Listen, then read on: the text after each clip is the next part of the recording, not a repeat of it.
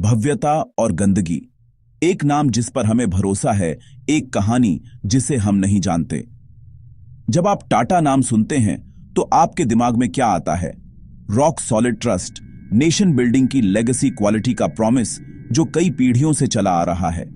हमारी टेबल पर नमक, हमारे घरों में स्टील और हमारी सड़कों पर कार्स तक टाटा मॉडर्न इंडिया के फैब्रिक में बुना हुआ है। यह सिर्फ एक कंपनी से ज्यादा है, यह एक इंस्टीट्यूशन है, एथिकल बिजनेस प्रैक्टिसेस का एक सिंबल ऐसे वर्ल्ड में जहां लोग अक्सर उन्हें भूल जाते हैं। हम ऊंची ऊंची स्काईस्क्रेपर्स, सक्सेसफुल ग्लोबल वेंचर्स और फिलैंथ्रोपिक एक्ट्स देखते हैं और हमें प्राइड फील होता है। यह वह कहानी है जिसे हम सभी जानते और पसंद करते हैं, जो हमें अप्रूवल में नॉड करने पर मजबूर करती है। लेकिन क्या यह पूरी कहानी है? बंद दरवाजे के पीछे ऐसे डिसीजंस लिए जाते हैं जिनमें ट्रस्ट की फाउंडेशंस को हिलाने की ताकत होती है। टाटा ग्रुप अपनी सारी ग्लोरी और ग्रैंडियर के बावजूद इन ट्रीमर्स से इम्यून नहीं रहा है।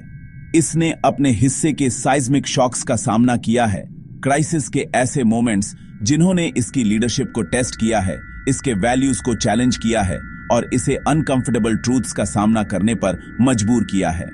ये वे कहानियां हैं जो हमेशा फ्रंट पेजेस पर नहीं आती, वे कंट्रोवर्सीज जिनके बारे में अक्सर दबी आवाज में बात की जाती है। ये एक सेलिब्रेटेड सागा के हिडन चैप्टर्स हैं। यह किसी आइकॉन को नीचे गिराने के बारे में नहीं है, बिल्कुल नहीं। यह समझने के बारे में है कि एक कॉम्प्लेक्स वर्ल्ड में जायंट होने का वास्तव में क्या मतलब है। यह एक लेगेसी की लेयर्स को वापस छीलने के बारे में है, ताकि स्ट्रगल्स, मिसस्टेप्स और बैटल्स को देखा जा सके जो रास्ते में लड़ी गईं। क्योंकि ट्रू स्ट्रेंथ कभी न गिरने के बारे में नहीं है, यह इस बारे में है कि आप वापस कैसे उठते हैं। आज हम टाटा की कहानी के उन कम खोजे गए टेरिटरीज में वेंचर करेंगे। हम उन कंट्रोवर्सीज को देखेंगे जिन्होंने ग्रुप की जर्नी को डिफाइन किया है।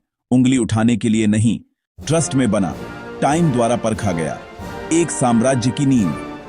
टाटा ग्रुप की कहानी एक विजनरी जामसेदजी नुसरवानजी टाटा से शुरू होती है, एक ऐसे आदमी से जो सिर्फ एक बिजनेस नहीं बल्कि एक नेशन बनाना चाहता था। 19वीं सदी के अंत में उन्होंने इंडिया में एक इंडस्ट्रियल रेवोल्यूशन की नींव रखी। एक वर्ल्ड क्लास स्टील प्लांट, एक प्रीमियर साइंटिफिक इंस्टीट्यूशन। यह सिर्फ पैसे कमाने के बारे में नहीं था, यह एक सेल्फ रिलायंट इंडिया बनाने के बारे में था। यह फाउंडेशनल फिलॉसफी जो कम्युनिटी वेलफेयर और नेशनल प्रोग्रेस में गहराई से निहित थी, ग्रुप का डीएनए बन गई। यह ईथॉस सोसाइटी को वापस देने का नॉर्थ स्टार बना। Business, politics, social change, social good के प्रति यह कमिटमेंट सिर्फ एक मार्केटिंग स्लोगन नहीं था, यह एक टेंजिबल रियलिटी थी। टाटास ने एम्प्लॉई वेलफेयर स्कीम्स को पायोनियर किया जो उस समय अनहर्ड ऑफ थी। 8 hour work day, free medical aid, provident fund schemes. इसने लॉयल्टी और ट्रस्ट का एक अटूट बंधन बनाया, एम्प्लॉइज और नेशन दोनों के साथ। टाटा नाम, इंटीग्रिटी, फेयरनेस, रिस्पॉन्सिबिलिटी, यह रेप्यूटेशन दशकों के कंसिस्टेंट एक्शन पर ईंट ईंट करके बनी ग्रुप की सबसे वैल्यूएबल एसेट है। हालांकि जैसे जैसे एक एम्पायर फैलता है, उसकी कॉम्प्लेक्सिटीज भी बढ़ती हैं। जैसे जैसे ग्रुप नए इंडस्ट्रीज, नए मार्केट्स और लीडरशिप की नई जेनरेशंस में वेंचर करता गया, फाउंडर का simple, clear vision modern world के दबावों के अधीन हो गया। Cyrus mystery saga corner office में एक तख्ता पलट। सालों तक बॉम्बे हाउस, टाटा ग्रुप के हेडक्वार्टर्स में लीडरशिप ट्रांजिशंस शांत, डिग्निफाइड अफेयर्स थे जो एक रॉयल सक्सेशन की ग्रेस के साथ किए जाते थे। वह सब अक्टूबर 2016 में बदल गया, एक ऐसे कदम में जिसने पूरे इंडियन कॉर्पोरेट वर्ल्ड में शॉकवेव्स भेज दिए। साइरस मिस्ट्री, टाटा सन्स के तब के चेयरमैन, को अचानक और अनसेरेमोनियसली उनके पद से हटा दिया गया। वह ग्रुप के इतिहास में पहले चेयरमैन थे जो नाम से टाटा नहीं थे और उनका आउस्टिंग बिल्कुल भी शांत नहीं था। यह एक पब्लिक और मेसी डिवोर्स था जो मीडिया में, कोर्ट रूम्स में और लाखों लोगों के दिमाग में चला जिन्होंने टाटा को स्टेबिलिटी का एक बेस्टियन माना था। साइलेंट हैंडओवर्स का ईरा खत्म हो गया था। कॉन्फ्लिक्ट टाइटन्स और आइडियोलॉजीज का एक क्लैश था। एक तरफ रतन टाटा थे, पेट्रियार्क और रिवियर्ड एल्डर स्टेट्समैन, जिन्होंने सिर्फ 4 साल पहले मिस्ट्री को बागडोर सौंपी थी। दूसरी तरफ साइरस मिस्ट्री थे, चुने हुए सक्सेसर, जिन्होंने उनके कैंप के अनुसार ग्रुप के फाइनेंसेस को ठीक करने और कॉम्प्लेक्स अंडर परफॉर्मिंग एसेट्स को सुलझाने की कोशिश कर रहे थे। मिस्ट्री ने आरोप लगाया कि उन्हें टफ प्रैग्मेटिक डिसीजंस लेने के लिए पनिश किया जा रहा था, जो ओल्ड गार्ड के खिलाफ थे। उन्होंने दावा किया कि उन्हें थियरी में फ्री हैंड दिया गया था, लेकिन प्रैक्टिस में लगातार अंडरमाइन किया जा रहा था।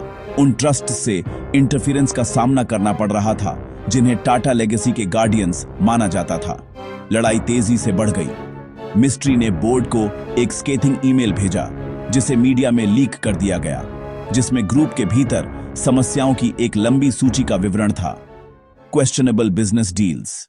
2006 में टाटा ग्रुप ने टाटा नानो की घोषणा की, द पीपल्स कार, जिसे मैसेज के लिए एक सेफ, अफोर्डेबल व्हीकल के रूप में परिकल्पित किया गया था, जिसकी कीमत उस समय 1 लाख रुपए, लगभग $2,500 थी।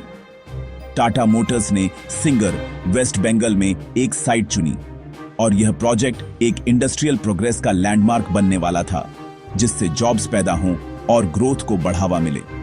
सरकार ने जमीन का अधिग्रहण किया, फाउंडेशन स्टोन रखा गया और ग्रेट फैनफेयर के साथ कंस्ट्रक्शन शुरू हुआ। लेकिन सपना जल्दी ही एक नाइटमेयर में बदल गया। प्रोजेक्ट उन लोगों के फ्यूरियस ऑपोजिशन में सीधे चला गया, जिन्हें इससे लाभ होना था। किसान, पॉलिटिकल एक्टिविस्ट्स। उन्होंने दावा किया कि जमीन फोर्सिबली अधिग्रहित की गई थी, बिना पर्याप्त कंसेंट या कॉम्पेंसेशन के। मुंबई में इंडस्ट्रियलिस्ट्स के लिए जो प्रोग्रेस थी, वह सिंगुर में किसानों के लिए एक एग्जिस्टेंशियल थ्रेट थी।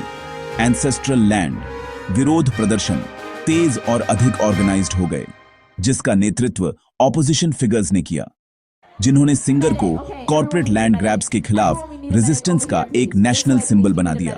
2007 में टाटा स्टील ने एक बोल्ड मूव किया और एंग्लो डच कोरस को $12 बिलियन में अधिग्रहित किया, जो उस समय एक इंडियन कंपनी द्वारा सबसे बड़ा ओवरसीज एक्विजिशन था। इसे एक मास्टर स्ट्रोक के रूप में सराहा गया, इंडिया की बढ़ती कॉर्पोरेट पावर और टाटा की ग्लोबल एम्बिशंस का एक संकेत। रतन टाटा को एक विजनरी लीडर के रूप में मनाया गया। एक्विजिशन ने नए मार्केट्स तक पहुंच का वादा किया, advance technology, massive production capacity.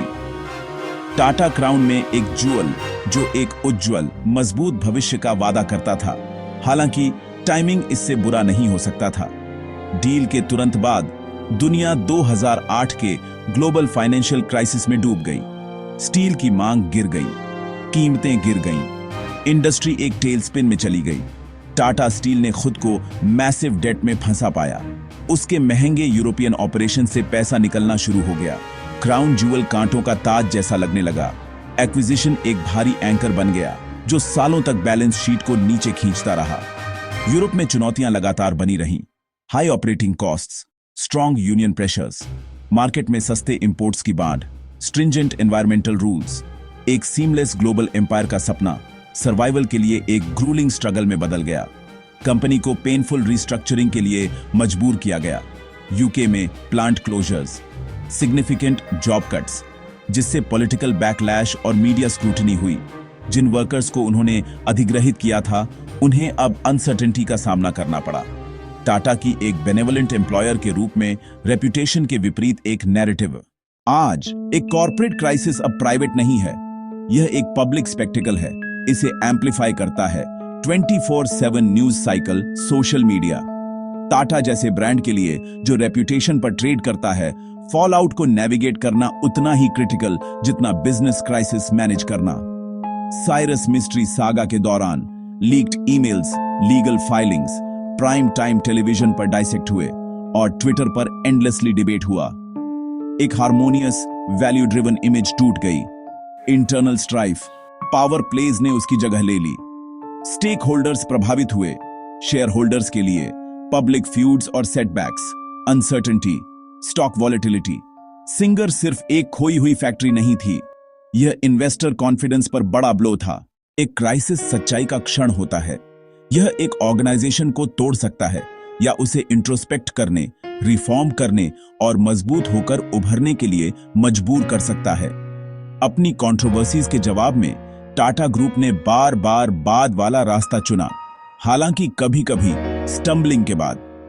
Cyrus mystery के साथ फॉलआउट के बाद एन चांद्रशेखरन के तहत ग्रुप ने कॉम्प्लेक्स स्ट्रक्चर को सरल बनाने, डेट को संबोधित करने, प्रॉफिटेबिलिटी पर फिर से ध्यान केंद्रित करने, गवर्नेंस पर फिर से ध्यान केंद्रित करने, पब्लिक एक्रिमोनी से आगे बढ़कर स्टेबिलिटी और फॉरवर्ड लुकिंग स्ट्रैटेजी प्रोजेक्ट करने का प्रयास किया।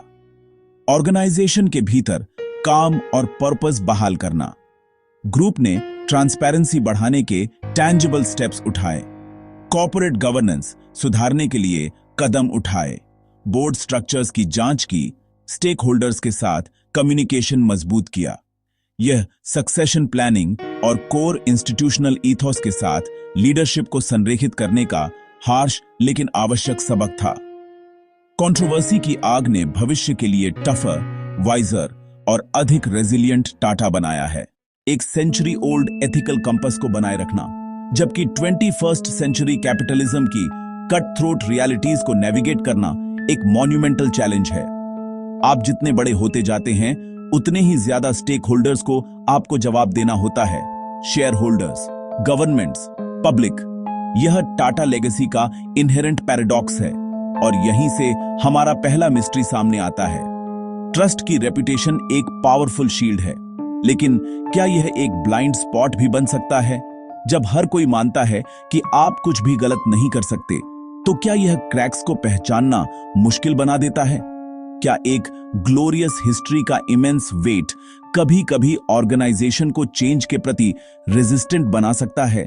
या जब उसके अपने सिद्धांतों को भीतर से चुनौती दी जाती है, तो प्रतिक्रिया देने में धीमा कर सकता है?